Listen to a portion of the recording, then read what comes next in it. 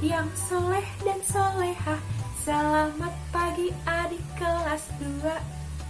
Selamat pagi adik-adik, bagaimana kabarnya hari ini? Semoga kita semua dalam keadaan sehat walafiat ya. Nah, kita akan belajar bersama kakak Olga lagi ya. Sebelum kita memulai pembelajaran hari ini, alangkah baiknya kita berdoa bersama-sama terlebih dahulu ya. 1, 2, 3. Di atas ada Allah, di samping malaikat, di depan Rasulullah. Mari kita berdoa. Yuk adik-adik, kita berdoa bersama-sama terlebih dahulu ya. Amin. Semoga dengan kita berdoa, kita akan diberi kelancaran pada pembelajaran hari ini.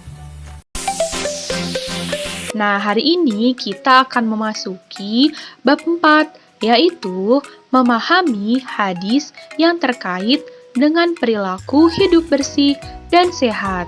Sekarang kita memasuki pembahasannya ya adik-adik. Yuk simak berikut ini.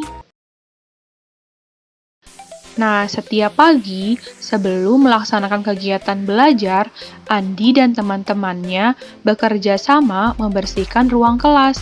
Andi dan teman-temannya mendapatkan tugas yang berbeda-beda. Ada yang menyapu lantai, membersihkan papan tulis, dan ada juga yang membuang sampah. Kegiatan bersih-bersih ini dilakukan Andi dan teman-temannya agar kelas mereka terlihat bersih dan rapi, sehingga kegiatan belajar mengajar menjadi nyaman. Nah, adik-adik, selanjutnya ada hadis tentang perilaku hidup bersih dan sehat. Yang pertama ada hadis riwayat dari Tabrani. Al-Islamu nazifun fatanazzafu fa innahu la yadkhulul jannata illa nazif. Artinya, Islam itu agama yang bersih, maka jagalah kebersihan atau kesucian, karena sesungguhnya tidaklah masuk surga kecuali orang-orang yang bersih. Selanjutnya ada hadis riwayat Muslim, yaitu at-tuhuru syatrul iman. Artinya, kebersihan itu sebagian daripada iman. Nah, adik-adik, dari kedua hadis tersebut dapat diartikan bahwa bersih artinya terbebas dari najis atau kotoran. Tempat yang bersih terlihat indah dan rapi. Badan yang bersih akan sehat dan pakaian yang bersih juga nyaman dipakai. Tempat tidur yang bersih juga membuat tidur menjadi nyaman. Lalu, sekolah yang bersih juga membuat belajar menjadi nyaman. Sehingga, Islam adalah agama yang bersih dan memerintahkan umatnya untuk menjaga kebersihan, baik kebersihan badan maupun juga kebersihan hati.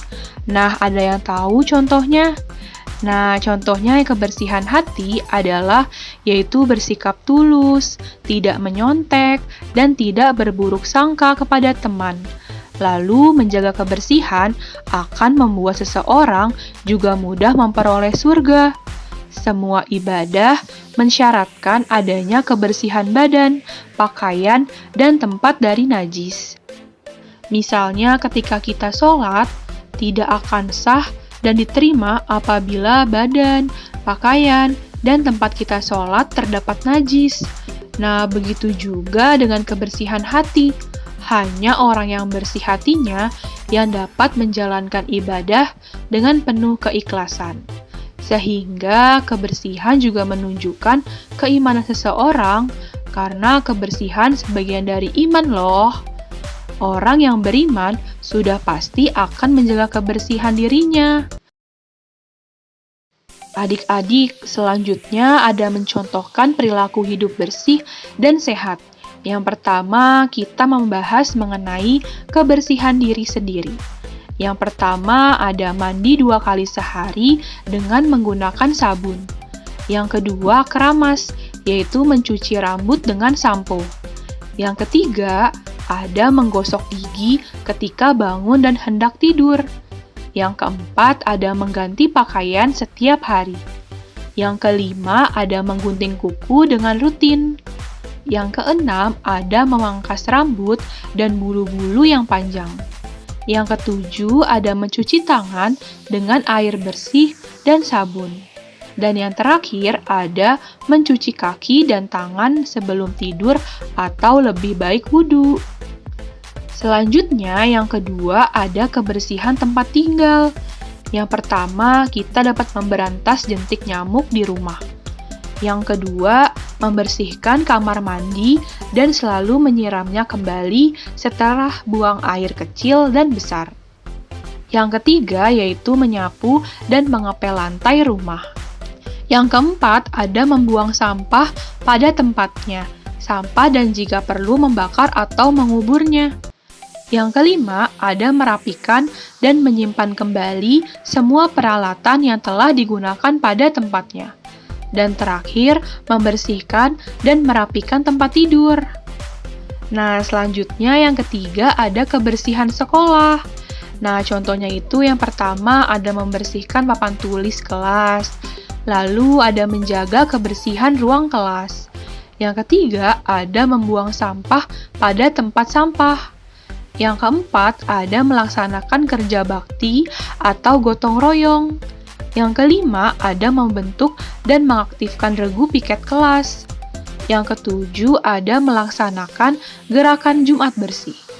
Yang terakhir, ada menerapkan program 7K, yaitu kebersihan, keindahan, keamanan, ketertiban, kekeluargaan, kenyamanan, dan kerindangan.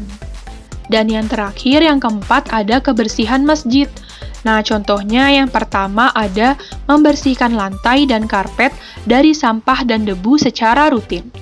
Yang kedua, ada membersihkan kaca jendela, dinding, dan langit-langit dari debu dan kotoran lain, seperti sarang laba-laba. Yang ketiga, ada menyiram kamar kecil setelah buang air dan membersihkannya secara rutin agar tidak bau. Begitu pula dengan tempat wudhu, harus selalu dibersihkan dari sampah dan kotoran. Yang keempat yaitu ada melepas alas kaki dan masuk ke dalam masjid atau musola dalam keadaan kaki kering. Yang kelima ada bermain atau bercanda di luar masjid. Yang keenam ada membuang sampah di tempat sampah. Dan yang terakhir, berada di dalam masjid dengan tenang. Adik-adik, sekian penjelasan dari kakak. Semoga kita semua mendapatkan ilmu yang bermanfaat ya pada mata pelajaran hari ini. Dan kalian juga bisa memahami hadis yang terkait dengan perilaku hidup sehat dan bersih. Sekian dari kakak. Wassalamualaikum warahmatullahi wabarakatuh.